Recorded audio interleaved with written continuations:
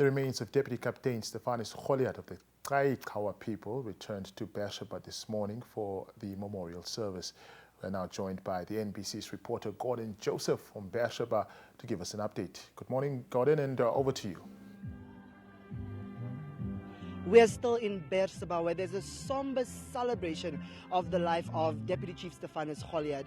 His body arrived from the town of Keetmanshoop this morning and was accompanied by horse riders, the Lutheran brass band, to his community of Berseba. We've seen so many Nama tribes and different leaders represented here. I'm now joined by his nephew, Mr. Salman Jacobs. Mr. Jacobs, tell us, a man of his stature, why was it important to have the horses and the brass band here and all these tribes represented? What are some of the customs that goes into celebrating a life this major?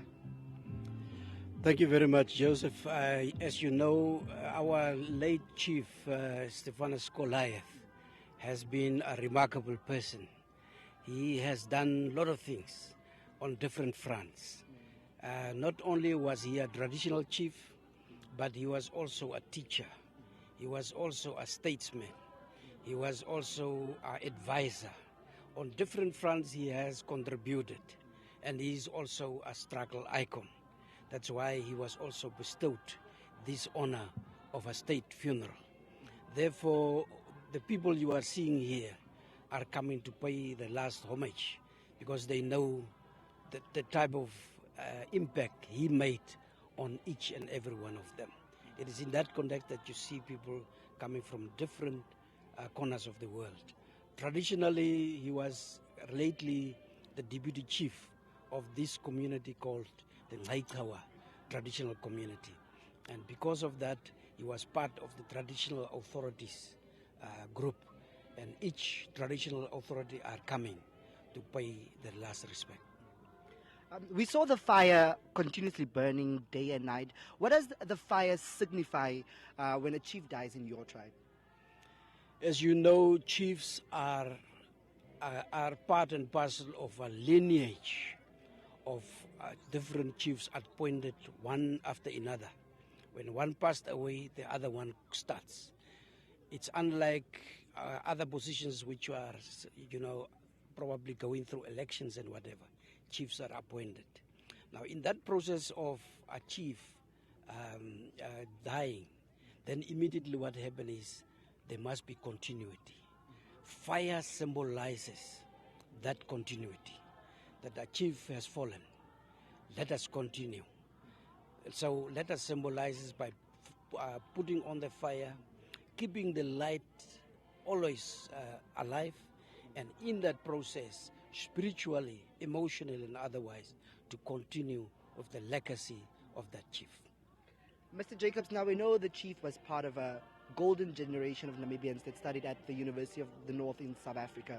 And he wrote in the past that his politics was informed by the student movement in South Africa at the time. I mean, Steve Biko frequented their university. Outside of that, what else do you think informed his politics to become this man that not only revolted against apartheid South Africa, but also started a private school to ensure that young people from here have something alternative than the Bantu education offered by the apartheid regime? So what do you think informed his politics outside of his interactions in South Africa?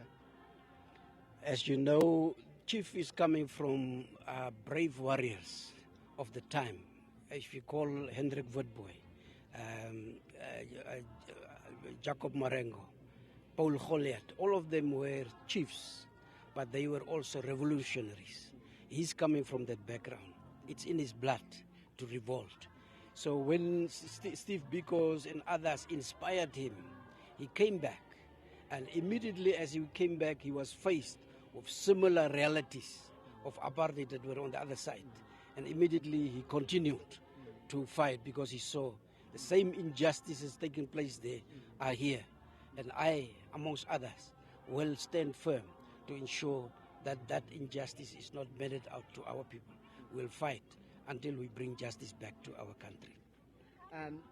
We often speak of Chief Goliath as this great politician, which he was, and this great educator, which he was. But very few people know about what a towering figure he was in the Lutheran Church.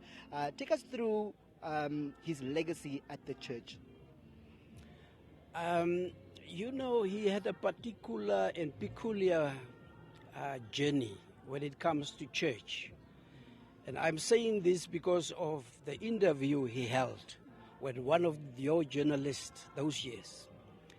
He said that during the time, I think immediately after his matriculation, after he passed matriculation in Agustinium, he wanted to further his studies, and he applied. Apparently, he got a bursary through the IMA Church, African Methodist Church.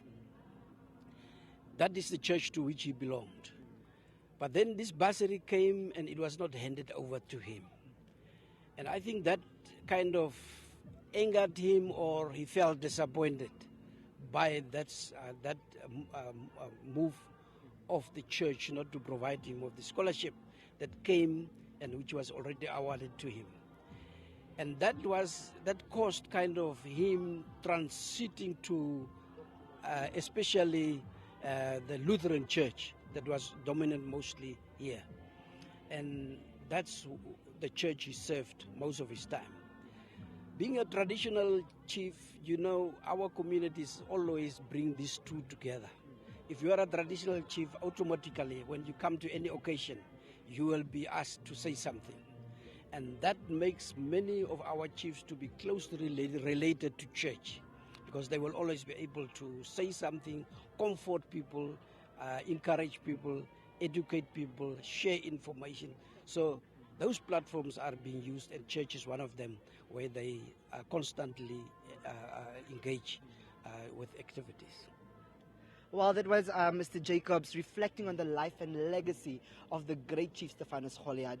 Earlier on, we spoke to Reverend Tipod, who spoke about how this great man was willing to become a deputy chief to end 40 years of conflict in his tribe. He's a teacher, an educator, a veteran of the liberation struggle, and we will continue to speak to people and reflect on his life and legacy.